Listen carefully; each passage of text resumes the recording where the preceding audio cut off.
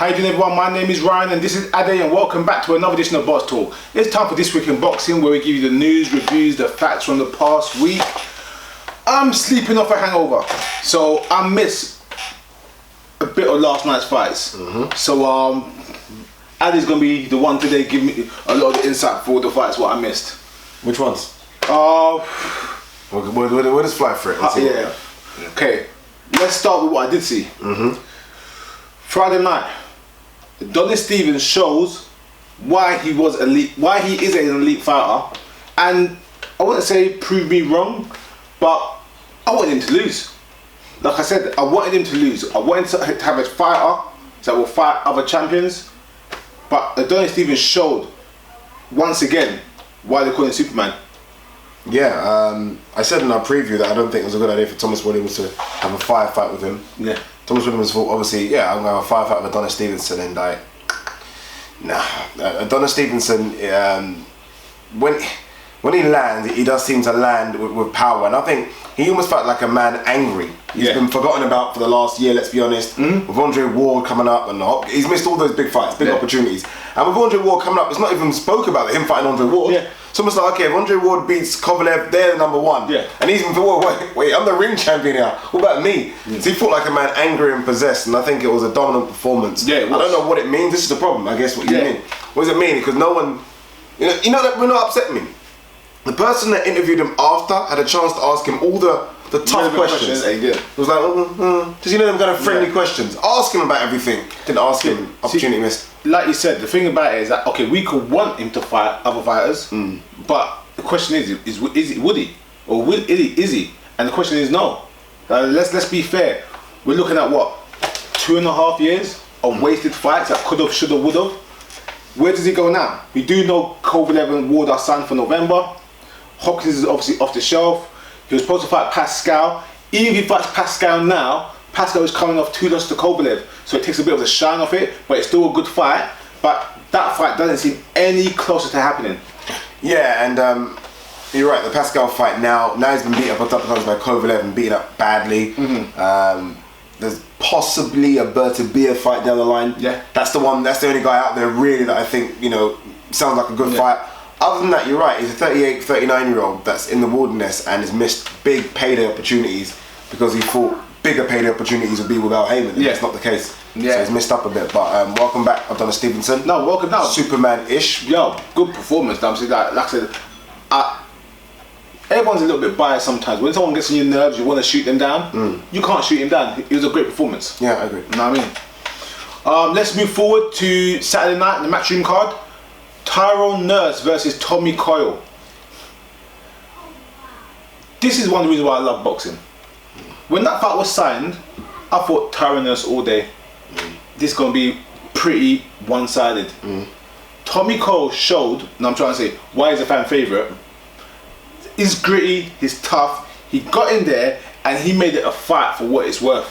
Yes, Tyrone Nurse took away the latter half of the fight. But up to round 6, round 7, it was a nip and tuck fight. Tommy Coyle got in there, made it dirty, made it gritty, stayed on Tyrone Nurse's chest and made him fight.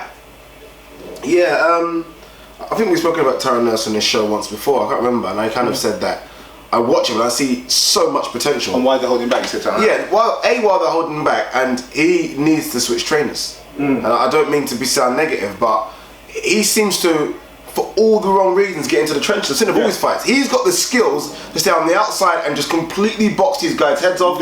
But he lets them come into his chest and start fighting. And I'm looking and thinking, well, what are you doing? You've got all the advantages to keep him on the outside, but he's got height, he's got range, he's got a good jab, he's got movement, lateral, body shot, everything race. But then his face will say to you that he's been in a fight all the time. He gets battered all the time, and he seems to love it. Like, I saw his ringside interview, and we had a little tear up. This is no. Yeah. Boxing isn't always about getting into a tear. I was Floyd Mayweather. Look, I know that's the pinnacle, but you don't have to always get in a tear up. And I think he's got good opportunities out there, but I'm scared if he goes into the European or world scene, he's going to get a tear up, and I'm just going to knock him out. Yeah, for his skill set, he should have had that fight much easier. Much easier. And when I say much easier, not Tommy Coyle's a bad fighter, but like I said, all the advantages were in your favour. Every single advantage is in his favour. Is in your favour. Maybe power, I'll give it to Tommy Coyle. Yeah. But so to you, like you said, for having a good jab and having that type of range, you don't use your jab enough. To keep people on the outside. And when I say use your jab, I mean use your jab with your footwork so you can circle around people and keep people at bay, you know what I mean, and walk them into shots. I mean, his accuracy is good, you know what I mean, his straight right hand's good, he could use it, you know what I mean. He needs to watch a video, maybe it's just, but of Bradley Skeet's performance against Eggington. How to keep someone on the outside and almost embarrass them a little bit. Because he seems to have them kind of same abilities that Bradley Skeet, but Bradley Skeet knows how to keep someone on the outside.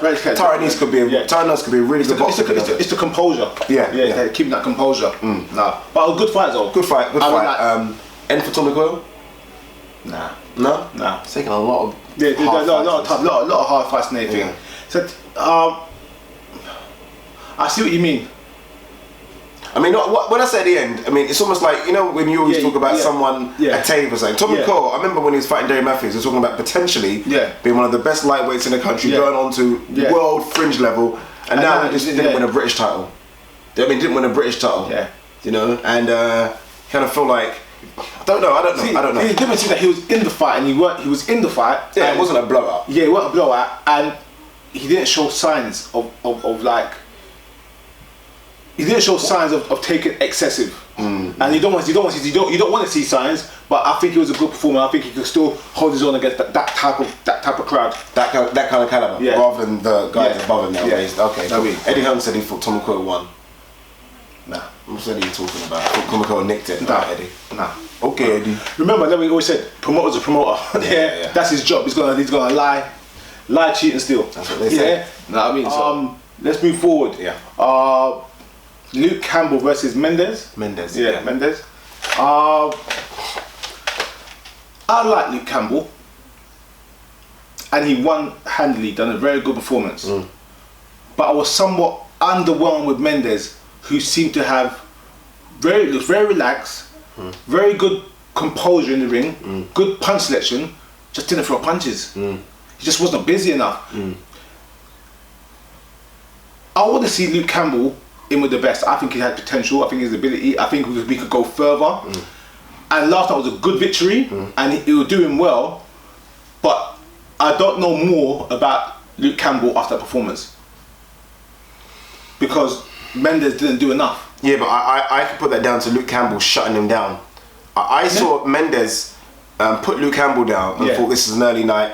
Luke Campbell got up, walked him to one, and then second round, wasn't it? Yeah, second round, and Luke Campbell, and when you're away from home, I think you put someone down, you're hoping you can steamroll them and get them out of there. When they keep coming and keep coming and keep coming, Mendes mentally quit after the fourth or fifth round. Just thought, no, I'm gonna posture up, and maybe land one or two. When he threw shots, they were good shots, they were nice shots, they were quality shots, but there just was not enough of them. He reminded me a bit of Zab Judah rounds 9 to 12. You know, Zab Judah 1 to 8 is phenomenal. 9 to 12, Zab Judah's done. He just doesn't want it anymore. Really. He's like, I'll posture up as well. Mendes reminded me of that after round 3. He looked really bad after that. But look, Luke Campbell's switch training. This is his second fight of the training. You always tell me it takes 5 or 6 fights to get good. So I see something there with Luke Campbell. He's definitely got the skills. I like him. He's definitely got the skills. He's definitely got the skills. But it's one of the ones that you can't blame Luke Campbell. You can't blame Eddie Hearn. You can't blame anyone except Mendes, who didn't do nothing. So I'm not criticizing Luke Campbell, but the way Mendes fought the fight, you didn't get to see the best of Luke Campbell. I agree, because it just seemed all it seemed to be was Luke Campbell coming forward and Mendes doing that posturing up. And you want to see Luke Campbell win it. And toe to toe. There's someone that's just going to throw back a bit. And things didn't throw back. It's a shame. I don't think Luke Campbell's going to go the British route. I don't see him. I see him just going to international. International world title shot within 3 to 4 fights. Agreed. I mean, I wouldn't say they're going to rush it, but they're not going to hang around. I mean, they're going to say he's got potential, he's got ability, let's put him in there and you're going to get a unexpected title shot, just like Anthony Joshua. You're like, wait a minute. Where's that come from? What, you were for the IBF title? How that happened? It's going to be like that. You're going to be like, wow, I don't know what happened there, and he's got a shot, and he must really pull it off. And I think the best thing that could have happened to him was losing. The best thing that happened to him was losing. The hype train gets kind of derailed a bit. You look at yourself, he assessed, he moves trainers, which sometimes I like, sometimes I don't like, but he's gone. You know, Matchroom always seems to have this, where everyone seems to go to the same trainer. Is it the Tibbs and the Sims? So it's like, chuck them to them. No, you can't move up the trainers, guys. And I think it's a good thing. I think a good trainer looks at your skill set and tries to enhance your skills, your natural ability, and limit your defects. A lot of trainers have a training style, and I think, like you said, some of these trainers, I'm not gonna say names, have a training style where you know, oh, it's a Sims fight, or it's that fight, or this fight, it's that fight, because they train everyone exactly the same. Agreed. You know what I mean? And like I said, you got to find a trainer that suits your style. That's why it's good to go around, see different camps, see different people, see their methods, see their ideology, and say, that's what suits me. All right, let's move on. And let's go to Dillian Whyte versus Dave Allen. Good performance of Dillian Whyte, in terms he went points, as we said. But again, didn't light the world on fire. Dillian Whyte is a big guy. Looks in much better shape as well. Agreed. Much better shape. He's a big guy. He sorry, Barry McGuigan praying. Yeah, so basically, so there's Barry McGuigan behind, and I kid you not, if no one told you, you'd think Barry McGuigan was his dad. Yeah. Because he seems to have it's almost gone past the promoter manager stage. Yeah. He seems to care about him like a son, doesn't he? Yeah, It's unbelievable. He does. It's unbelievable. I love it. Anyway, let's go back to Dillian Whyte. And like I said before, we don't like criticising guys on the show. You know what I mean? We just try to say it as it is. Well done for winning. But this second coming of the next heavyweight king of Dillian Whyte, I do not see it. I do not see it at all. I think it was a good performance, a solid performance. Obviously, he boxed well, he moved around the ring well, he done what he's supposed to do, but that was not a polished performance by any stretch of the imagination. Yeah, you're look, guys, and Ryan, what Ryan says is right. We don't like criticising people, but when people ask us the question, what you guys like about us is that we just try and give our opinion. There's no like, because we like him or we've interviewed him. No, we just say it how it is. And the truth is, we've watched thousands of fights. Yeah. We watch thousands of fights. So when I see someone do something, like the way we go wax lyrical about Vasyl Lomachenko and Crawford, we see something like, oh, whoa. I see Dillian Whyte yesterday fight a 10-fight novice guy. Not a 10-fight novice guy that's been to Olympic Games and won medals or has an amateur record that's unbelievable. 10-fight novice guy, you're supposed to have to walk into stuff. You're supposed to have to show them things and bang. Because they're not used to it. They're not up on that level. People might say Dillian Whyte is not up on the level, but you guys seem to put him up on that level. So I've got to compare him like he's up on that level. Dillian Whyte is a good boxer. Well, he's a kickboxer, wasn't he, initially? Yeah. So I even watch his footwork and that seems a bit rusty. But maybe that's because he's not used to where he's planting his feet and stuff. He's not a great boxer. He's just simply not. He went 10 rounds. Yeah, he won every round. He went 10 rounds with Dave Allen. What was that southpaw stuff? What was that? Seriously, what was that? It looked terrible. That first round looked terrible. And his excuse was, no, I wanted to show everyone I can box. So tell you what, when we as boxing fans say, oh, the heavyweight division's coming back, look who we got. Oh, Dupas made a name for himself. Molina made a name for himself. People made a name for themselves. So you look at all these other guys that we consider B-level, that have made a name for themselves.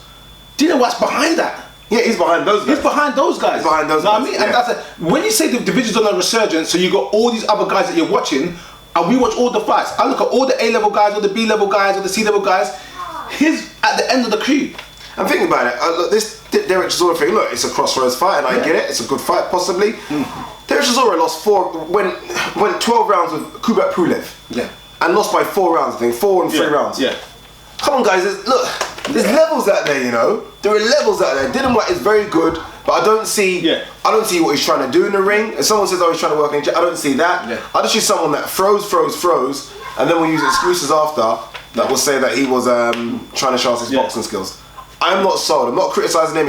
He got the job done. It's a W. But let's be honest, and I said this before the fight, Dave Allen really just talked himself into the fight. Dave Allen is so underrated or highly not rated. The British Board of Boxing control says it can't be for the British title because it's too inexperienced. Think about that for a second. Think about that for a second. I'd be very interested to see who Dillian Whyte fights next, honestly. Because we need to see him with a killer then, because the height. As someone said on the show, like he's top 15 on Twitter page. Top 15 in what? What are you talking about? What are you talking about? Top 15? He's not. What is this? It's ridiculous. Dillian Whyte was struggle to make my top 20. Where top 15 comes from? And I'm not. He might make 19, 18. I'm not adding up in my head. But he's around that type of caliber for me right now. Know what I mean? Good potential, and I commend him for his improved physical condition. Know what I mean? Because that's going to help him long run, but more needs to be done. Yeah. All right, Barry McGuigan's crying. Barry McGuigan's actually crying. Yeah. I'm not joking. He's actually crying. Yeah. Sorry guys, this is the first time I've seen the fight. Barry McGuigan is crying, honestly, and it's like, wow. Yeah. Wow. Yeah. I mean, don't get me wrong, you see Eddie Hearn running to the ring, but Eddie Hearn's counting the pounds and pence. Yeah. I mean, this generally is admiration. Admiration. Yeah. They started from the bottom with his son, who was a non-trainer really. Yeah. Train him. I mean, Shane McGuigan's made bloody... No, I mean, when he had Carl Frampton. When he started with Carl. Made a good name for himself, trust me. Alright then, let's go with the main event from Matchroom, which was Josh Warrington versus Patrick Hyland. I ain't got to see the fight as of yet, so... Ade. Good performance. Good performance. Look, a lot has been said in terms of Josh Warrington, in terms of, let's get this Lee Selby fight, and it's okay, so, you need to put in performance. Yeah, last time out, he himself said he let himself down, although I thought it was a good performance in hindsight, but he thought, he needed... Look, you get to this level of boxing, I think you need to put a stamp on your performance. To hear people asking about the next possible fight, you need to put a stamp on it. Warrington's only got 4 or 5 knockouts in his record, but he got the stoppage. Yeah. And that's what was said. I can tell you how it went in terms of the boxing performance. He got the stoppage, and that's what counts. At this level, people want to see that you can win fights that way. Yeah. And then it gets maybe a Lee Selby fight, maybe a Gary Russell Jr. fight. Yeah. Eddie Hearn after the fight kind of mentioned Lee Selby briefly. We joked about how many times Lee Selby's name we mentioned. Yeah. It was mentioned a hell of a lot of times. Yeah. I think you said under 50. You were right. But already they're kind of already they're kind of plastering over Lee Selby. Yeah. And they're probably talking about Gary Russell Jr. Yeah. And that's not a good fight for Josh Warrington. No, it's not. That's not a good fight. I think either fight's a good Josh Warrington. Yeah. Like you said, everyone has their own skill set. So you can't compare performance for performances. But like you said, getting the stoppage against Hyland, the same way Gary Russell got a stoppage, helps you say, guess what? Maybe you could be in this mix. Yes. I don't think he's in that mix. I think he's a step or two before world class. Agreed. But it shows that he's growing and he's got potential, and I've got to leave it at that. I've got to see the performance to actually rate it, but well done. No, look, definitely good performance. Look, Hyland leaves his chin out there for you to catch, but he got to catch it, and Josh Warrington showed composure and he always seemed to catch Hyland. I don't know if he's still got the scars of being knocked out by Gary Russell Jr., stopped by Gary Russell Jr., but Warrington definitely capitalised on something. And I think Warrington's a good boxer. I just don't think he's at that world level yet. He's fringe, but problem is fringes are very good at the moment. Yeah. Gradovich is probably fringe now. Yeah. Do you know what I mean? Those kind of fighters are fringe, so... I think it's far too early for Gary Russell Jr. next, but he's got to put himself in the mix that Eddie Hearn was. Look, he can bring fights to Leeds, because he sells out the Leeds arena, he can pay fights to come over. That's the thing. I mean, again, good mention to him about Gradovich. If they think he's world class and he's on world level, that's a world champion. We saw what Selby done. Yeah. If you want to go like for like, put him in, yeah. And even though Gradovich has slipped since that time, it's still on there. Just beat Gradovich. I think he did. Someone beat Gradovich, So it's still a name out there, and you can tell former world champion, and you can tell, he went points with Lee Selby. There's something there. It's like you can sell with. Sell it. Yeah. All right then. Let's move forward to the card in America. The US of A. I ain't seen none of it. Just watched the Selby fight now while we've been talking. And Michael Garcia won. Yeah, Paulie Malignaggi kind of opened it up. Oh yeah, Paulie opened it up. So he is now the king of Brooklyn. Look, Paulie's that kind of person. He look good. He looks okay. Yeah. Paulie always looks okay against these kind of guys. Yeah. Paulie's record, look at his record, guys, apart from that fight where he got robbed against Juan Diaz, Paulie only really loses to the very, very elite. Yeah. He doesn't get bushed out by, Paulie had power. Oh, we've said it already. Paulie had power, a very good boxer, and I think Paulie will outbox these kind of guys all day long, and he did. I don't know if this is his last fight then possibly, because he said he wants to retire in New York. So if he does, well done to him. If he doesn't, and he still fights these kind of fringe fighters, then I'm happy for him to continue. Yeah. Paulie doesn't take big shots. No. Apart from the Sean Porter one, which was surprising, Paulie doesn't really take big shots. So yeah. Oh, that was a good fight. See, even with the Cotto fight, he still came back in that fight. Do you remember? Later rounds, he came back quite well. Remember that eye? Yeah, it swelled up. Hematoma, was it called? Hematoma, yeah. But Paulie looked good. I think 96, 94, something around 98, 94. So comfortable-ish. But it's a case of does he retire or does he continue? Paulie doesn't seem to like retiring. He said he's going to retire like 3-4 times and he's still fighting. So who knows? Love for the sport, innit? Great commentator. Doesn't need it anymore. No, doesn't need it. Yeah. You know, we're going to talk about other guys later on. Great commentator that still wants to fight. Is fighting in a couple weeks' time. All right. Mikey Garcia. Mikey Garcia looked very good. For someone that's been out of the ring for 3 years. 2.5 years, yeah. Wow. I'm not joking, 3 years. Put him down. Put Elia Rojas down 4 times. I think the fight was stopped in the 5th. Mikey Garcia's got 2 things about him. And his brother said it more than anything. He's got age. Mikey Garcia's only 28 years old. He's not one of the guys that have been out the ring and they're 33, 34 trying to come back. He's still got youth. He's unbeaten and he's got punch power. Yeah. And that's a problem for anyone in the division. He's only going to get better. That rust is only going to start falling off him as time goes on. He needs more fights. He needs to get busy. I suggest he fights again next month. I don't see if he waits out 3-4 months. No point. Didn't take no damage whatsoever. Mickey Garcia still looks very good. Does he look as slick as Mickey Garcia before? No. Cool stop. Yeah. 3 years. But give Mickey Garcia a chance. 3 or 4 fights and he'll be fighting for a world title very soon. I saw a report this week saying he will come to England for Flanagan. Kid you not. It's not good for Flanagan. I know. I don't know. You know me already. I like to see the performance before I say anything. So I know. Not Flanagan. I'll see it first. Yeah, give Mickey Garcia 1 or 2 more fights. I'm telling you now. Mickey Garcia was a pound for pound. Yeah, I know he was a pound. Yeah. You know what I mean? A pound for pound. It took no damage, and it looks like it's not like he's been out of the ring through injuries like the other guys. Yeah. Just been out of the ring because of legal problems. Yes. Always seemed to stay roughly in shape, and now he looks good. Yeah. Mickey Garcia is a problem for a lot of people, but well done on the return. Yeah. Nah, good. Main event time. Main event. Santa Cruz versus Frampton. Just watched it this morning as we were filming here. First of all, well done to Carl Frampton. Big well done to Carl Frampton. Great Huge performance. well done to Great performance, great fight. And also, a little egg on the face for both of us. We thought Santa Cruz might take it, you know what I mean? And we thought it would be an uphill battle for Frampton. Yeah. Guess what? We didn't understand the Irish blood. No. You one of your favourite words, there's levels. He showed levels and gears and different bits last night. Yes. I said in the preview video that I felt that both Frampton and Quigg underperformed and in their fight, and we didn't get to see the best of them. Last night I think we got to see the best of Frampton, where guess what? He moves well, he punches well, good selection of punches, good ring IQ, knew when to mix it up and when not to mix it up. I mean, it was a solid performance. I mean, well done. Yeah, scorecards 117, 111, 116, 112 and 114 draw. 117, 111 stupid. 116, 112 is probably a bit, you know, I probably had it 2 rounds. Frampton looked good. Santa Cruz is a nightmare, so that's why I think Frampton looked even better, because Santa Cruz doesn't stop coming forward. You're rarely going to get... Honestly, I was saying to Ryan, as we're just watching now, it's like a young Margarito. Yeah. Smaller, younger Margarito just keeps him coming forward. Like, what's going on? And more skillful, exactly. Not as ploddy as Margarito, can move, can punch. Just the pressure, you're talking about the pressure. Yeah, and I kind of felt like there was a fight that had so many different parts to it. I thought the first 3 or 4 rounds could have gone either way, maybe giving Frampton the edge. Santa Cruz definitely came on strong around sort of 5 to 8. Then 9, 10, 11, it was mixed, and then 12, both of them trying to get it out. So, good fight. Frampton's a 2-weight world champion. I think it's been underplayed. That's a very big performance away from home, kind of. Because New York seemed to be like home. No, exactly. Yeah, I think the problem people have, well, not the problem people have, is that when you're a 2-weight world champion, but everyone recognises one fighter as the dominant fighter in the division, and that fight didn't come off. It's not that you're not the champion, but people consider Rigo the best at 122. And because that fight didn't come off, I wouldn't say there's unfinished business, because obviously there's a financial reward to it and everything, but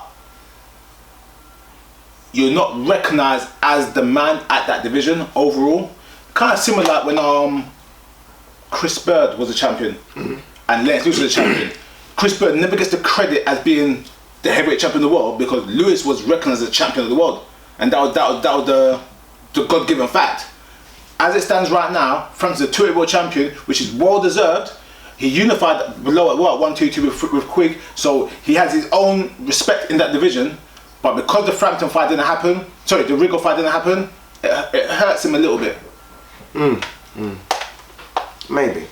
I just feel like moving up to 126, where Rigo isn't, and and beating the man at that division. I'll say the man. There's so many men in that division, but beating one of the top guys at 126 helps him quite a lot. And plus, the almost difference thing. So that GGG factor, for example. There seems to be GGG and then there seems to be the rest. Yeah. And the rest, they're okay, but they're not fantastic. Yeah. In this 122, 126 division, there seems to be quite a few of them. Even the guys without belts are bloody good. 122, 126 and 130. It's frightening. And you're talking, people can go in between those, you know what I mean? I think that's a frightening division. So well done to Frampton and his team for getting him in the mix. Another thing as well, what you've got to give Frampton credit for as well, is that he moved up to 126 at a time when Lomachenko was still at 126. That's true, he done it before the year, he done it. Exactly, yeah. Which means there was a potential that you're gonna have a world title with Lomachenko in the division. Which means that fight would have been on the cards as well. So yeah, lots of credit for that. I just like what Cyclone Promotions have done with him. I mean, look, when they left Eddie Hearn or whatever happened, we don't know, and then went to Box Nation, you're kind of thinking, what's going on with Frampton here? Yeah. I mean, we knew this kid could sell at an island and he was doing well there, but okay, what's going on TV-wise? For him to get the shots on ITV, Sky Sports box office, where he kind of brought his crowd to Manchester, and now for it to become a name in America, done bloody well without a top promoter behind him. Obviously now LA. Is he signed with LA? He's an advisor. Yeah. So I tell you what, it's not even that. That is a sign of how you develop a fighter. I mean, you got a talented fighter and you market him well, and they put him in so much different stations, so much different channels, so much different types of coverage. It's built his brand hugely. I mean, he's got the Box Nation channel. He's got the Box Nation people, the hardcore boxing fans. He's got the casuals on Sky. He's got the box office. You know what I mean, he's got the ITV. He's got the US. I mean, he's opened so much different markets and exposed himself to different markets. It's grown his brand tremendously. We talked about this previously, saying that how fighters were much bigger when they were on domestic TV. Yeah, and that how, I wouldn't say Sky, but how pay-per-view TV has closed the market for some fighters. Yeah, no one knows who they are. No one knows who they are. When you cover every single market in your industry, what can you say? Yeah. I mean, really, what can you say except give me the rewards for that? Who next for him? 126 division. I mean, after he kind of said Gary Russell Jr., Lee Selby, Abner Marish tweeted, said, "Don't forget me." I like that. Abner Marish said, "Don't forget," and we said that would be a fantastic fight. That'd be a fantastic fight, but Abner Marish needs a victory before he comes back. 100%. I'll say Gary Russell. I think that's an entertaining fight. I think Frampton's got Frampton's fan base and where he's got himself. He needs entertaining fights to build on what he has. I think the Selby fight will be tremendous, but I don't see it as a barn burner. I see Gary Russell as a fight that will be, guess what? That's exciting. That's a sexy fight. Like, wait a minute, they're gonna go at it. Selby fight's easier to make. Remember Cyclone Promotions now got that thing they're doing Wells. Yeah. And Andrew Selby, his brother, fights on under it as well. Yeah. Easy fight to make that. Easier fight to make. I think it's less entertaining. And I think it brings less money in for now. I don't know if it's a big... Not that it's a bad fight. Oh no, not at all. It's a bad fight. It's a great fight, but I think either one. You want both of the unifications, aren't they? Yeah, exactly. You want to build Frampton. You want to build his marketability by giving exciting, explosive fights. Then you can have the Selby fight after. The voluntary first, I guess. I wonder what the voluntary is going to be, but like you said, there's options. There's big options. There are options. Yeah. I dare he take someone like Johnny Gonzalez who could just rip his head off. You never know. Someone risky like that. You wouldn't want to do that for no money, no rewards. No. So like Gonzalez, would you? But there are options. Well done, Carl Frampton. What does this mean for Scott Quigg? I bet Scott Quigg's going to be asking for that rematch. Yeah, because he's asking for a rematch. What was it now? 95-5? Hey. I'm not even playing about. I'm talking seriously. 90-10? Okay, 90-10. What would it be as a split right now? Honestly, no joke. Joke aside, I know me and you have our little thing with Scott Quigg and Frampton. What would it be right now? Him coming to him, 2-whip world champion, no belt. We're talking 90-10 split. What does the champion normally get? What does the champion normally get? 80-20? Yeah, it'd be 80-20. Normally? Yeah. I think it was 80-20. Boy! Eddie Hearn wouldn't have it. Eddie Hearn was thinking, I can get my kid to take your belt. It might do something with it. Yeah. Alright. Let's go for the news of the week. And quite a few bits.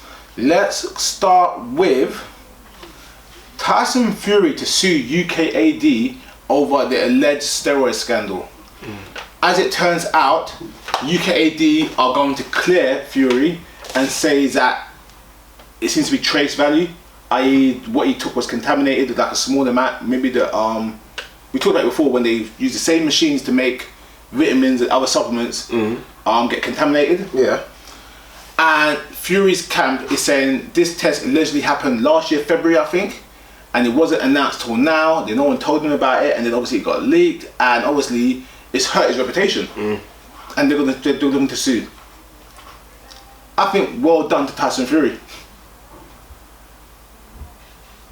If you have drug testing, you've got to be held to a high standard.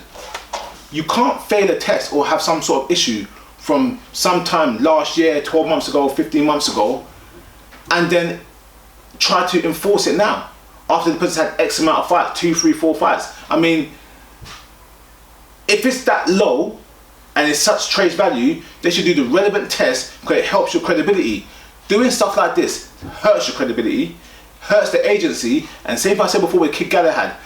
You can't ban people and just cancel their bans for unknown reasons.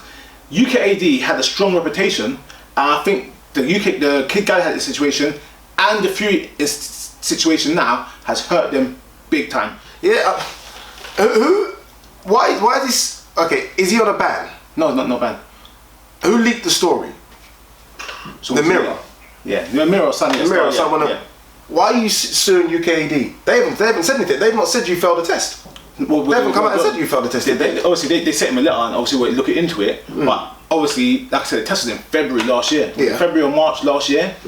It's now August 2016. There must be like due process. Like, come on now, there's a limit or like a time for expire. Like, I agree, but if you're suing me and I've not banned you or leaked it, obviously someone within there's leaked it. That's why it's come out. But if you're suing me, I'm thinking, well, we've not done anything. We've not said you cheated. We haven't said anything. They mostly sent him a letter. Like so you suing someone sent you a letter? Sent me a letter 18 months out of date saying blah blah blah blah blah. We're investigating. We're investigating saying that you had a trace. Yeah. No one knows what the letter said. We're saying supposedly they're investigating saying that there was a trace, which there was, which could have been contaminated substances and all these vitamins and blah blah blah. But I'm thinking you're suing us for what exactly? We've not banned you. We've not even said we're going to ban you. We haven't come out and said you failed a drug test. We haven't done anything. What are you suing me for? It's an error.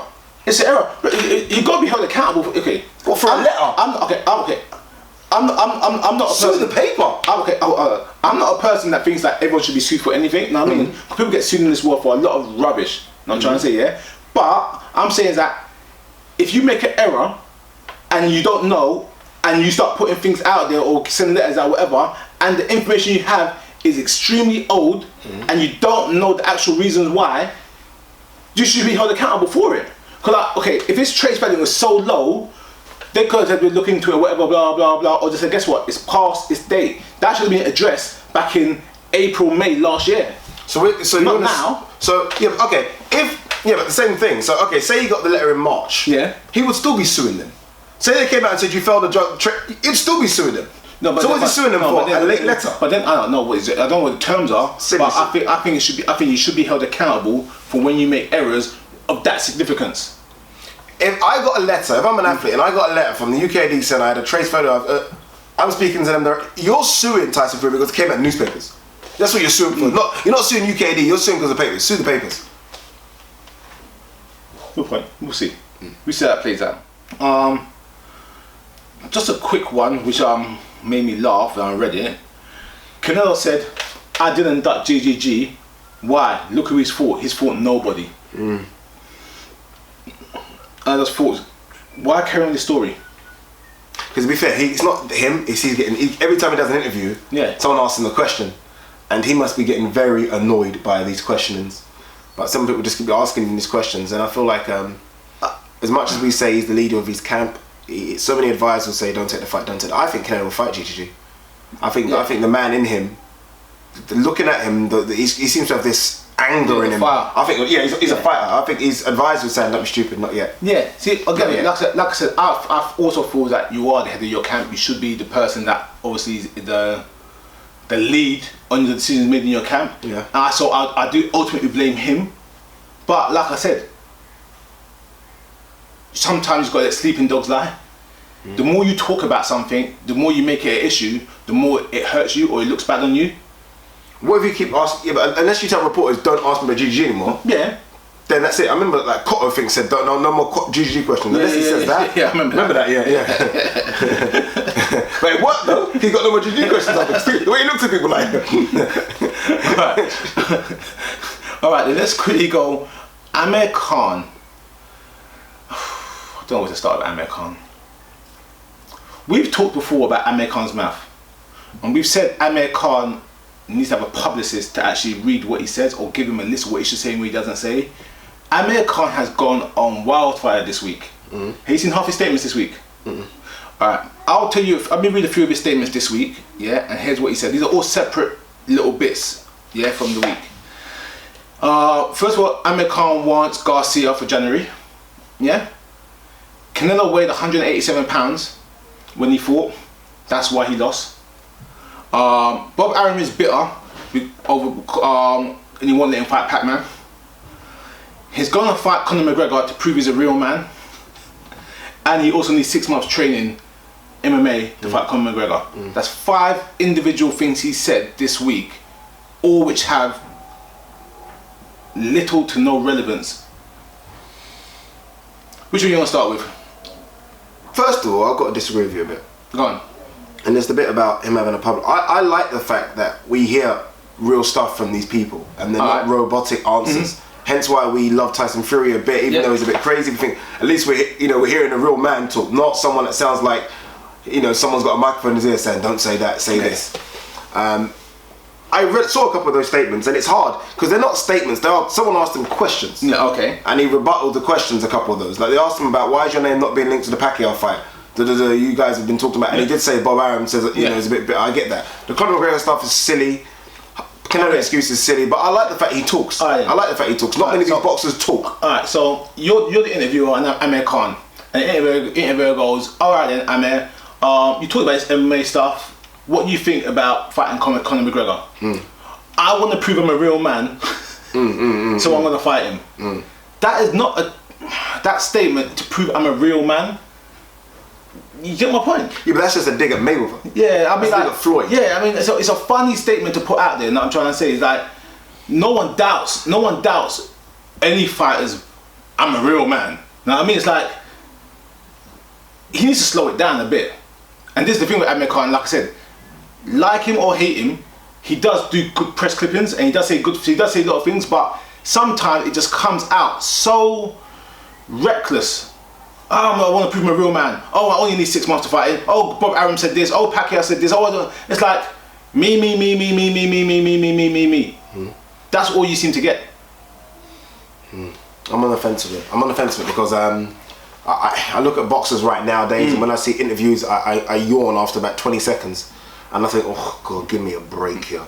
Like, if, for example, I mean, we're going to talk about it later, but if Terence Crawford spoke more, he might have done more than 50,000 pay-per-view buys. Yeah, that's you know what I mean. Speak, dude. Let's hear it. Let's talk. But it just sounds like, some of these guys. Like, some of these guys, like even after the fight, as soon as you finish a fight, like I think Charles Sutton said this on the Joe Rogan podcast. As soon as you finish a fight, it's your chance to sell the next fight. Yeah.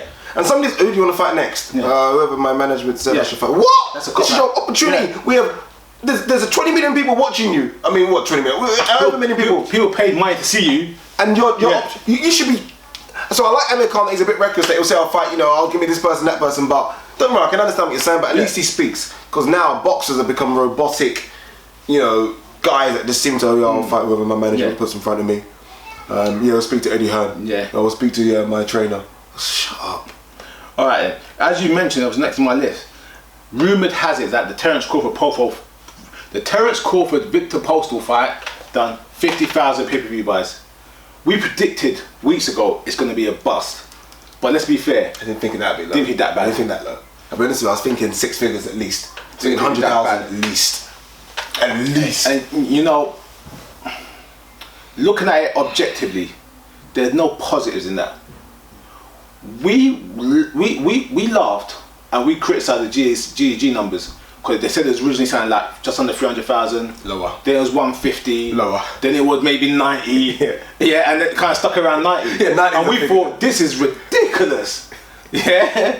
Do you know what? If it's 90, 50 is nearly half of that. Yeah, and 90 was between two non-Americans. Yeah. It was a unification as well, wasn't it, actually? That was the IBF, innit? Yeah. But two non-Americans, and Terence Crawford's got a big bloody fan base in America, supposedly. In his hometown, he always seems to sell out in his hometown. Selling out in your hometown is different from people putting money in their pocket to watch you. That hurts big time. Considering that if it was on normal HBO, it would have got 1 million views, which would have built him up for long term. Having 50,000 people watch that fight has built Terence Crawford zip. What I would like to know though, and I don't know what was Mayweather's first pay-per-view number. Do you know what I mean? I'd like to see what these guys were. I think Mayweather's first pay-per-view was against... Was it Boulder in his first one? No. Was it Otto Gatti? Oh, no, it must have been before that. No, I think it was Otto Gatti. Corrales wasn't that a pay-per-view? No. Corrales Mayweather unification? Okay. Arturo Gatti, then it'll be... That's unfair, because that's Arturo Gatti, isn't it? That was big. Yeah, but that's Arturo. That's not Mayweather. I could have, but I'm not sure if that was pay-per-view or not. Can't remember. But let's see what the first numbers of everyone who has become stars will be. Maybe Bob Arum might look around and think, you know, for his first one against Victor Postal, who, again, little English, doesn't speak much. There wasn't much promotion for the fight. You did have a good undercard. Can't remember who was undercard. Yeah. Oscar Valdez was undercard. No matter how you cut it, Bob Arum's not happy with that. Yeah, he's not going to be happy. I mean, look, come on. Mosley Mayorga, 2, done what, 47, 50,000 they said? I can't remember, it was around that. And that was Mosley Mayorga. Yeah. Did it have lady fighters on the undercard? No, it had Mayorga slapping Mosley's wife's bum. Fake. The whole lot was fake. Yeah, and then he stuck up for women's rights and stuff. Yeah. Lifted up a car like Superman through the car. The car and gave some free tickets. All that. No. Did he give free tickets to army vets as well? All this kind of stuff. Yeah. All that promotion, everything went into it, and that's what you get. Yeah, I do feel like in this day and era, as good as Bob Arum is, I think Bob Arum is one of the best promoters of all time. I think he's behind in knowing how to promote fights in the 21st century, social media, blah. I know he's obviously got a young team behind him, but they need to work on how to promote fights, because I don't remember any build up to this fight. You know, you normally watch all the build, I don't remember anything for this fight, and that's why. I will say this year, and I know it's a silly answer and it's a silly question, but I do feel now, over the past few years, Bob Arum is strictly in it for money. He's obviously not. That doesn't make 50,000 pay-per-view buys, is he? It's pay-per-view, just put on pay-per-view, and I'm trying to say, hoping it's doing it. And it sounds bad because promotion, you're supposed to make money as a promoter, you're supposed to build the sport and do X, Y, Z, but Arum's statements over the past few years just sound so unrewarding. It's boxing though as well. It's funny because we always talked about our top 5, and I think we kind of agree with where our numbers are. Is it a case of the top 5 simply aren't the best in terms of money, are they? In terms of best, I mean, look at them all. Like we said, Sergio Kovalev Ward, which is going to be a ridiculously good fight. Ain't going to do 100,000 pay-per-view, but it'll struggle. 150, it'll struggle. Trust me, it'll struggle. I think it'll do more than that. What? I think it'll do more than 150, but I don't think it'll be huge. What was Khan Canelo? I can't remember. Swear, I'm checking all these. 700,000. Wow. 600,000. Okay. Okay. So maybe Ward Kovalev might do something. Yeah. All right then. This is a interesting one, and we need to praise one thing we don't do on this show. Yeah. And when it comes to, we don't praise how good the British medical care is for boxers. Yeah. Oh, we do. Nick Blackwell. We know that is good. Yeah, but I'm saying in terms of other places in the world.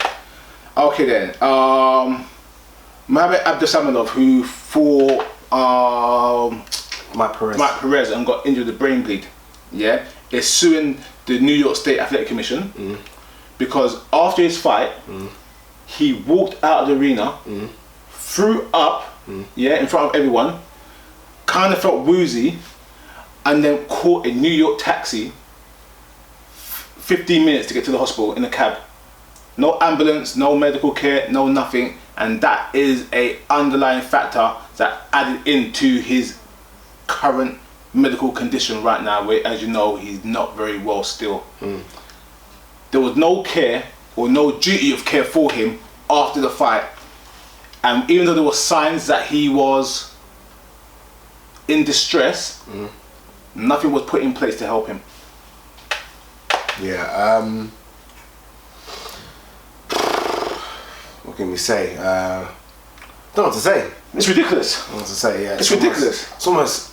not real. Yeah. If someone told you that story, you'd be like, it's not real. You left the arena and got in a cab, went to hospital, and you felt something was wrong, not real. But it shows that the duty of care is really bad. And that's one thing I do agree with you. The British Boxing Board of Control and the doctors around the ring and all the emergency crew around the ring is always top notch.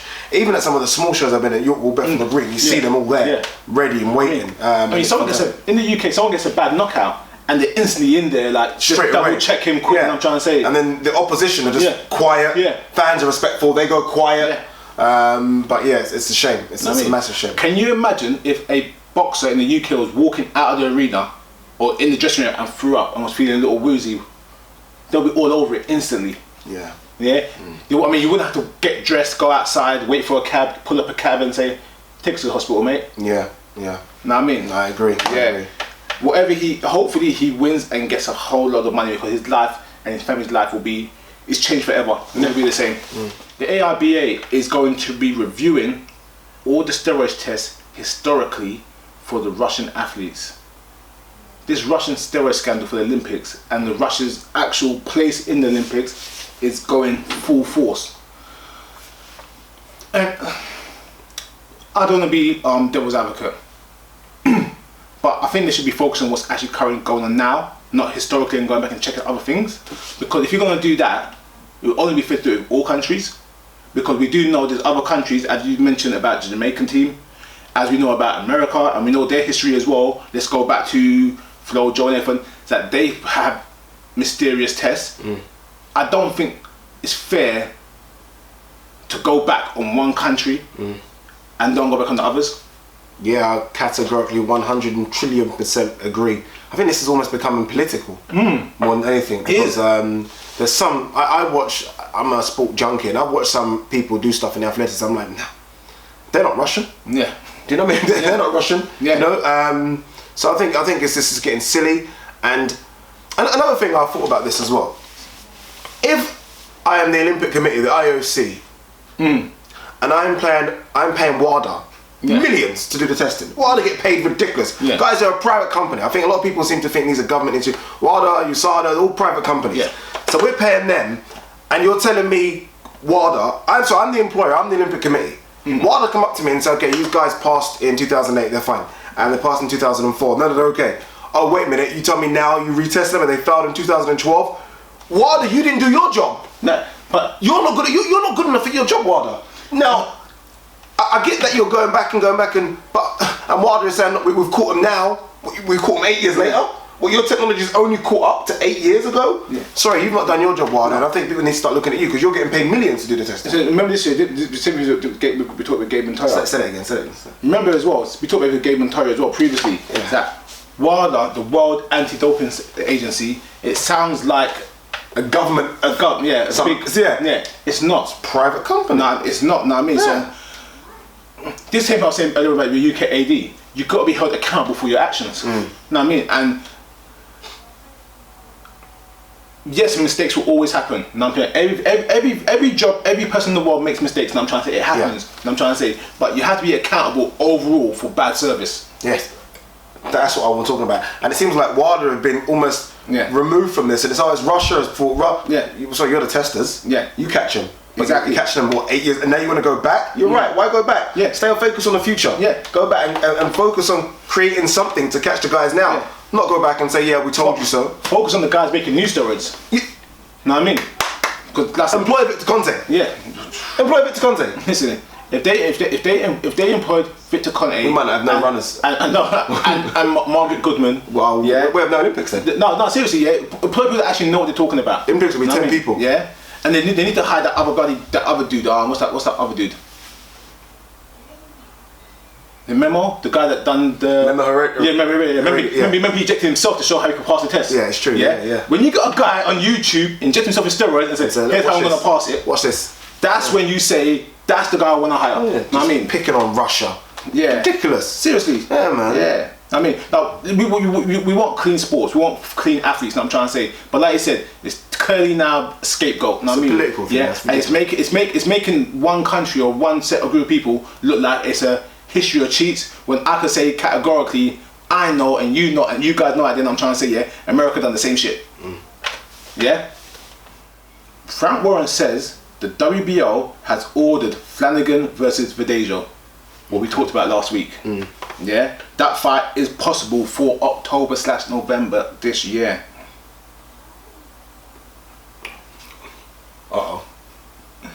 I know some people Twitter said, okay, yeah, but he's fought no one, he's done nothing. All right, cool. Yeah, I said already, my money's on Flanagan. And I'll tell you now that up until a year ago, Flanagan fought nobody and done nothing. So we'll see. I think Flanagan's proven right now. We know what he has. We don't know what Verdejo has right now. As good as Verdejo looks, I need to see a little bit more. Agree. All right then. This is an interesting one, and seriously, yeah, this just shows me that boxing is still a bit old school. So Jonathan Guzman, who fought last week. Yep. Yeah, and won. I fought in China or something. Where did he fight? No, he fought in America. Was it America? Yeah. Okay. Right. He was robbed at the airport of his $70,000 purse. What? He took it in cash? In a suitcase. No, I don't believe you. I don't believe this story. Where did you find this story? What source? What source was this? Was this World Star Hip Hop or something? You're telling me he didn't get a bank transfer? He got paid cash. He got paid cash. You know what it is? And he declared at the airport to say, "Here's I got paid. It's legit money. Blah blah blah blah." Put it in his suitcase. I can't believe I'm laughing at this. Put it in a suitcase and got robbed. I can't believe laughing at a man got robbed of his hard work. What's wrong with you? It's not funny. But you know what it is, yeah? How can you put £70,000 in a suitcase? In a suitcase? No, but he got it in the back of his car, whatever. Yeah. He put £70,000. What do you mean? And checked it in? Checked it in, put it in that machine, and they weighed it. Put it through, and all the package handlers. What? Wait, you ain't gonna see this. John, come here, look at this. We're rich. You must have put it through the scale like 5 times. Like, it can't be. It can't be. Seriously? Yeah, it can't be. Seriously? It's do you not think funny. would he have got to America? Is Guzman based in America? Yeah. No, he was going back home. So would he have been able to, would he have declared it? He declared it. No, I mean, like tax-wise. I'm thinking, did he get paid in cash because it means he won't get taxed? Like then he'll say, I got paid $20,000. Does that make any sense? Yeah, I know what you're trying to say. I don't know. Why would you not get paid bank transfer? Yeah, why you get paid? Yeah. Why are you not getting paid a check? This is dodgy as hell. Seriously, that I shouldn't laugh because it's not funny. It is not funny. But like, how many times you go on holiday all the time, yeah? Yeah. Right? You go on holiday all the time, 2-3 times a year. Yeah. Honestly and truly, what is the most expensive thing you ever put in your suitcase? Laptop. Yeah? Max. Max, yeah? yeah? No, I don't. No, tell a lie. That goes in my hand luggage. Yeah. Have you ever put your watch in a suitcase? Never. Have you ever put a ring or something of value in a suitcase? Are you crazy? I go to Nigeria most of the time. Yeah. You put in your suitcase your clothes, which is clothes, trainers, and even then I'm getting scared. But yeah, clothes and trainers, and that's it really. You put £70,000 in a suitcase. Oh, it's £70,000 less now. Hopefully he gets the money back somehow. I feel sorry for him because he's been through war. Never. That money's gone. No, but if it's the baggage handlers, then surely they're the baggage handler right now. They're the baggage handler right now. That's on holiday. Yeah. He's on holiday. Quit his job. F that. I don't need that. Damn.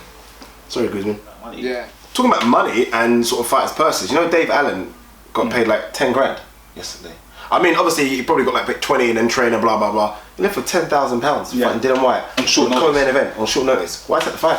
Yeah. No, honestly, people might say, oh, exposure. No, that's corrupt. People need to get paid. And he said something like, full-time job. Yeah, he said now I can at least do boxing full time for 6 months. That's just a normal £1,700 a month salary. Yeah. No, I mean, so it makes me question, what was he getting paid before? Yeah. No. 2 grand? I mean, 1,500? I mean, let's say he fights 3 times a year or 4 times a year and gets the same type of salary. That's 40 grand a year. It's a good salary, but it's not the salary worth getting beat up for. It's not outstanding salary. Not at all. You know what I mean? Not at all. Yeah. You know what I mean? Wow. Yeah. Wow. You know what I mean? It honestly makes me look at some of the guys that are on the lower end of the card and think, I guess that's why they all have jobs. A lot of these fighters have part-time jobs or full-time jobs. Yeah, part-time jobs, but again, I think it's also what you negotiate is what you get. That's the old phrase. I'll be surprised that I bet there's some fighters that fought on the undercard or early card that get paid more. Oh yeah, Frankie Gavin. Know what I mean? Singleton fought on the card, didn't he, as well? Yeah. Early on the card. Yeah. So and obviously Tyron Nurse, Tommy Quill, they're getting paid well. They're getting paid more. Know what I mean? It's what you negotiate, it's what you get. You don't get what you don't. Co-main event, 10 grand. Yeah. 10 grand. To fight Dylan White, nothing. Yeah. Alright then. Last few bits. It's mostly fight news. Okay, Ward versus Brand is on Box Nation. So I'll watch that one in the morning. Yeah. Tony Belly's back on the 15th of October. No opponent as of yet, but it could be BJ Flores, yeah. BJ Flores, yeah. Been talking a lot, then going back and forth. Decent. Flores talks quite well. Yeah. Decent little fight. But I wouldn't mind. On the undercard of that, they're talking about David Price versus Eric Molina. I saw that. I still think it's too early for David Price. Yeah. Honestly, I get, he's had a couple of one fight back? Yeah. Or two? I think it was one. One? Yeah. Come on. Yeah. Stop rushing. I thought it would look good, but you weren't too impressed with it. I wasn't too impressed. You thought he was carrying too much weight. I know you said it's good because he's a big guy and all that, but I just feel like, nah, not for me. Not yet. Not Eric Molina yet. Eric Molina is top 15, 20? Sorry, top 20? Yeah. And David Price, I still don't mentally scarred. Just give him a couple guys to knock out. Sometimes you just got to do that. Give him a couple guys to knock out and make him feel like back again. Eric Molina's a tough fight. Some of those ones where you lose, you're done again. Yeah. But again, if you want to build your confidence, you beat someone like Molina. You need to fight someone that's credible. And I said, Molina is a good opponent, not for a world champion, but he's a good opponent for contenders out there to make their way through. But is David Price that? Would you still put David Price in that contender thing?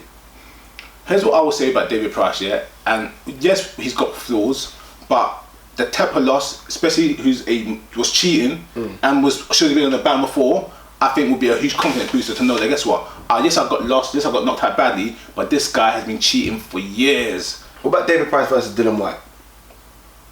I've got David Price. Yeah, would you rather see that fight? Dylan White's been shouting out for a name. Yeah. David Price still is a name. That's a good fight. And he's a big heavyweight for David. Dylan White needs to fight these big guys. They all are that size. Interesting fight. Matchroom could make that fight. I think Price could do it. Yeah, I think Price could do it as well. Yeah, I think Price could do it. Yeah, interesting. Yeah. Finally, Liam Walsh gets Andrew Kilmo for IBF Eliminator. See it when this happens. No, it's signed. Yeah? Signed. Okay. Well done. Well done, yeah. You know, I want to talk about finally, and it just came to my attention. I think we talked about it briefly on Wednesday's or Tuesday's edition. It's about this Roy Jones Jr. fight. Fight, retirement tour. Yeah. He's fighting in a couple of weeks, Roy Jones. He's fighting in a couple of weeks. He's actually fighting in America. Yeah. Yeah, he's fighting in a couple of weeks. And I was just watching something the other day about Roy Jones, and someone was asking about Roy Jones' health. And I know you're a huge Roy Jones fan. Huge. Who isn't? If you're 35 plus and you're not a Roy Jones fan, then you're not a boxing fan as far as I'm concerned. But someone was like, forget the health aspect of Roy Jones. I want to get your opinion on this. Forget the health aspect, because we know, look, Roy Jones fell flat on his face against Enzo. He's getting knocked out now where it's getting scary. What the legacy? Yeah. Does it tarnish now this legacy? It does. Same like Evander Holyfield. Legacy is about perception. Yeah? And when I say perception, when people talk about you, what do they say about you? You will get boxing fans that are 30 and under and say, Roger ain't all that, because they've never seen the real Roy Jones. Yeah. And as much as you go back and you watch tapes and videos and you think, wow, that's amazing, this was good, you'll never actually understand the real impact of it because you were never there. So as much as we all over Ali Fraser, we can't understand the actual impact because we never were there. We just talk from what we hear. But the legacy is that your mum, your dad, your auntie, your uncle tell you all about it. So when people talk about Roy Jones now, what they're talking about? That's the impact of his legacy, that it's tarnished, whereas now the general boxing fan doesn't understand. Same thing, when we talk about Evander Holyfield, everyone thinks, oh my God, look at Holyfield's record. Look who he's fought. Holyfield's alright, but they don't know the real deal from 1990s. Yeah. The guy that fought Riddick Bowe, look at the guy, I'm trying to say, so the point I'm making is that when you retire on the top like Lennox Lewis, it's held in a high regard because you never saw Lewis in a bad state. And I'm trying to say, Tyson, okay, then he lost, but he's at the end, he retired, blah, blah, blah. Roy Jones, Holyfield, and people like that have hurt their legacy. So James Toney, another one, have hurt their legacy so bad that the general consensus of them now is no longer the greatness. Yeah. You don't say, oh my gosh, that's Roy Jones, that's Superman. You go, oh, what is he fighting for? Oh my God, look at his voice. Oh, so everything else comes before the greatness. It's weird because Max Kellerman, again, was talking about it, and I like when Max Kellerman talks, he's very open. And he said, people really don't understand how great Roy was. He said, Roy just wasn't fighting people. He said they couldn't land a glove on Roy. It was almost embarrassing to them. That's what they couldn't land a glove. But then, what's the first thing you say about Roy Jones? Got knocked out by Enzo. Yeah. So what you said, forgot about those. That's what I'm trying to say. Fantastic fights. That's what I'm saying. The perception is that, yes, you said that. You said over 35 who saw it will understand it, but the new boxing fans that are coming now won't really ever get that understanding of it. You know what's crazy, and I didn't know this. You might have known this because you're that historian type. When there was talk about Roy Jones fighting Mike Tyson, Max Kellerman said this. Las Vegas odds had Roy Jones as a 1-2 favourite to beat Mike Tyson. That's how good he was, people. Okay, think about that for a second. Let me tell you, a middleweight. Let me tell you this right now, and I'm trying to say that there were discussions, and before YouTube, so it'd be hard to find it, on boxing shows and anything, of Roy Jones beating Sugar Ray Robinson. Yeah. Being the best of all time. It was like, who will win, Roy Jones or Robinson? And you're like, are you serious? That's how big it was. That's how good Roy was. But like I said, you will never get that, and you never understand no more. Because if I said to the average box fan outside, they said, shut up, Ryan. What are you talking about? That's rubbish. They wouldn't understand how big it was. It's a shame. It's just a shame. It's just a shame. I really don't like it, but this is boxing. This is boxing, and it's a shame. But Roy Jones fights, guys, in a couple of weeks' time. He's actually fighting. And it's one of those shows where there's an MMA fight happening, there's a wrestling fight, WWE type fight happening, and there's a jiu-jitsu fight happening. Yes, there's one of those shows. There you go. Lucas Brown's going to be doing VADA testing 365 days a year, all the way around system, which is good. Obviously, he's still fighting his claim to prove he was innocent and prove he was clean. Feel sorry for him, like we said, but the rules are the rules. Rules are the rules. Rules are the rules. But well done, because obviously that seems to come out of his own pocket then. Yeah. Being a private company, I don't expect. Is it Hatton Promotions? Yeah. Is he still with Hatton? I don't know. I don't even know. But I don't expect, if he was, I don't expect Hatton Promotions to pay for that. Independent. So yeah, he's doing it himself. Well done. But also Brooke and Kell Brook and GG are doing VAR testing to look for their up and coming fight. So good statement to show that, you know, VADA is coming over to the UK to test Kell Brook and do testing. I'm trying to say they've got their people, which shows that VADA as a brand is growing. Yeah, what does it mean for UKAD? Like, what does it mean for them? Why are they not doing the testing? Independent. Wow. UK might want to do their own thing as well. I don't know, but it just shows that before VADA seemed to be stuck, you know what I mean, in America, and then they had a few things in Russia, like I said we talked about earlier on. I mean, because they were doing what was it, Wilder's fight? Yeah. Yeah, you know what I mean. So no, they weren't doing Wilder. They've done the fight over there, the controversial. But the part of making is that WADA as a brand is growing internationally, which is good. Well, I guess it is good. I'm still have my reservations about. I don't know. I still have my reservations about someone getting a private company, and does that make any sense? What I'm saying? Yeah, I understand what you mean. If I'm added, I've got my own promotional company. I go up WADA and say, WADA, okay, start testing people. And when WADA comes to me and say, okay, one of your top guys, the top guys, is tested incorrectly, I feel like there's a conflict of interest there somehow. I feel like the only thing that can happen is government testing agencies. I feel like private companies, I think the same thing we said with Mayweather and USADA. Yeah, you're their boss. Their relationship's dodgy. Yeah, your relationship is like, you're the boss, I'm paying you, and you're gonna then tell me that you're gonna end my show because my top guy's pissed wrong. Yeah. I can't see it happening. I'd be shocked. That's why I don't think promoters ideally want drug testing in boxing. Yeah, because they could ruin their shows. So how many times Golden Boy get the shows cancelled and they fired WADA from films and said they don't need WADA? I'm trying to say because look at UFC. Yeah, UFC must be so upset they got USADA in now because all their fighters are saying are getting popped. Yeah. So do you really want them in? Yeah. Don't know. All right. Last thing just came from mind. You keep saying last thing every last thing. Just came to mind. Did you see David Hay in Shining Bridge last night? Oh. Alright, is this a big con, people? Is it a big con? Not on Shannon Briggs' part, I'll say that now. David Hay ran. hot stepping. Hot stepped. Wait, he could Neil Shannon's voice. Yo, David! Let's go, Chad. You get a mile away. Yeah, all the crowd started saying it as well, by the way. David didn't even turn around. Didn't even turn around. Just walked off completely. He hot steps? Yeah. He ain't fighting Shannon Briggs. Didn't he clearly say, you win, you get the brain test done, we fight? Yeah. Shannon said, I've done all the testing, I won. Won quite convincingly as well. What's going on? Don't know. Do not know. You said last week show you're going to speak to your guy. I know, didn't get a chance to, but I'll do it this week. When was the fight supposed to happen? October. It wasn't September or I thought it was August. No, they said September, hopefully, but the story I heard was October. David A put a photo of him training in Frank Buglioni's gym in Marbella, I believe. Looked quite ripped, looked quite in good shape. And he said, and the new, or something along those lines, is this to say, David A is fighting for a title soon or next? He could be. So something that happened this week I didn't want to mention because it's a kind of a non-story, but Shagayev, who was reinstated as the WBA champion, is retired, which has made the belt vacant. And that's a done deal then. Yeah, that's a wrap. Yeah, that's a wrap. Because David A is quite high in the sanctioning bodies for some reason. Yeah, I mean, so David. No, okay, so he's running from Shannon. Let's be honest, and he's done that photo saying and something like, and the new. Yeah.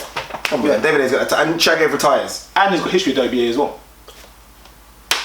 There you go, guys. Don't say me and Ryan don't give you news. David A is fighting for a world title shot next. He's definitely fighting for a world title shot next. I'm not sure about who.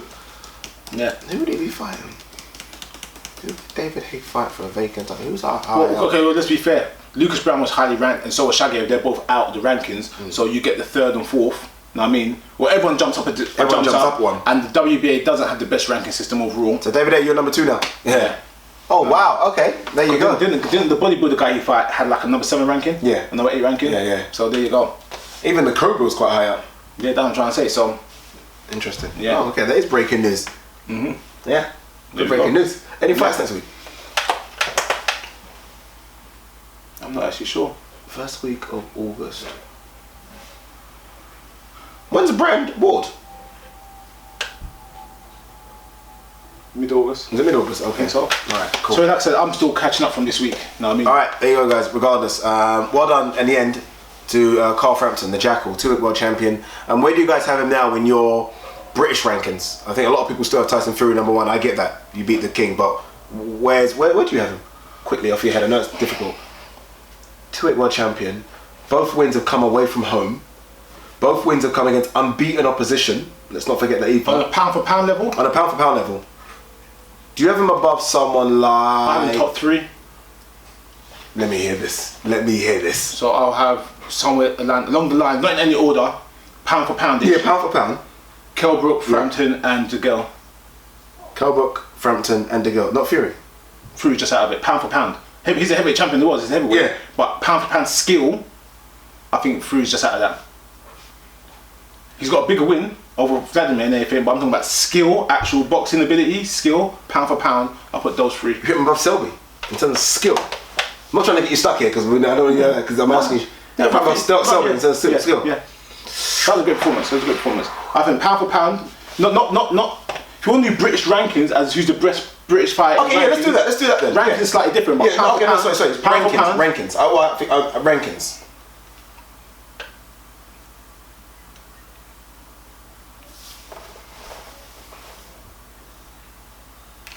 I have Fury 1. I have DeGale 2. I think beating Andre Durrell away from home and all the Lucian Booty away from home. Always fights away from home. Yeah. Check him away from home everywhere. Yeah. But Fury 1. Yeah. Because that was the big fight. Frampton. It's got to be no, don't be Frampton. Quick and Santa Cruz is bigger than Brooks, Porter and who? No, Brook ain't there yet. Yeah. So Fury 1 definitely. It's hard. It's got to be Frampton. Frampton's got a good run. Frampton was high up there. Flanagan had a very good run. Yeah, his last 2 fights weren't too good, but Flanagan had top 10. No, but I say Flanagan had a very good run. He's not in my top 10. Look who he actually fought. Yeah, he's not in my top 10. He's not in my top 10. Crotter had a good run as well. Crotter's fringe. That's what I'm trying to say. Yeah, it's a good fight. If you're talking about British ranking, you look at the quality of who they fought, opposition wise. Yeah. It's a tough list. I'll put the girl slightly down on that list. The girl's higher than Flanagan and bloody Crotter. Billy Jasaunas is up there. I think Andy Lee, Chris Eubank, 2 decent names on your record to have. That's a tough list to do. But we'll do it. We're going to do it. Yeah. We're going to do it this week. We'll do it this week. Yeah. British rankings, because I think now they've all stopped. All the fights have stopped, kind of. We can now say, look at the year and say, who's there? Top 10. It's a very good list because there's going to be world champions that aren't in the list. Because Because we've got how many world champions? Like 9, 11, whatever world champions. There's world champions that are not on the list. And remember, guys, pound for pound, it's different from rankings. Different from rankings. On this rankings, who is the best boxer? So I definitely have number one. We've had a good year for British boxing in terms of getting world champions and fighting credible people. Yeah, but there's people on there that won't be on there. Like Lee Haskins, a world champion. Lee Haskins won't be in my top 10. Do you know what I mean? Yeah. It's tough. Would Amir Khan be in your top 10? I think he'd be in my top 10 based on what he done last year? No. Based on quality opposition consistently. I mean, his record consistently, win, lose or draw, he always fights top guys, good guys. Agreed, but when you look at, not talking about Alvarez, awful performance against Algieri, those are your last 2 fights. No. Or do we go back a bit and say Devin Alexander and Collazo? Do you go that far back? How far do you go back? Whoa, this is a good one, guys. Do your top 10 British rankings. It's not easy, is it? It's not easy. And Joshua, where does AJ go in it? Whoa. AJ be up there. Top 5? Sorry, I'm just putting you on the spot here. Let me see how much time I got left. Stay there for a sec. How much time we got left? Bro, a minute 40. You know my brain thinks, bro. Yeah. Okay, so now it has to be serious. It's a hard choice. Joshua gets a good. So alright, Joshua. Okay, Billy Joe's in Fury. This you no. Okay. Billy Joe, Fury. Yeah. Frampton. Selby. I'm not sure about Selby yet. What are you? Those are my top 3 most probably. Those are my top 3. Nah, I'm putting you on the spot here because people are gonna say you missed someone out. You definitely missed someone out. It's hard. So the girl's not in your top 3. No, the girl will be just out of the top 3. The girl will make it 4 because they said. You think beating Andy Lee is bigger than beating Andre Durrell away? Andre was over a year ago. Was it over a year ago, Andre Durrell? Since Andre Durrell, he's fought Butte. Yeah. And Porky. Yeah, so he's beat Porky. So he beat Porky Medina, Butte, Durrell, Periban. Yeah, but you said don't go too far back. Didn't you say no, but I'm just looking at his. I don't see how he falls out. That's like Amir Khan's. No, but Amir Khan falls out because of getting knocked out. But then I'm trying to say bad performance. Amir Khan's record is as good as that. I don't see how you fall out when you've not lost. You've not been knocked out. You've won. Anyway, guys, we've got to wrap up the show. Time is going. This is a good video. Me and Ram will definitely do a list for you this week. That's a good one. Yeah.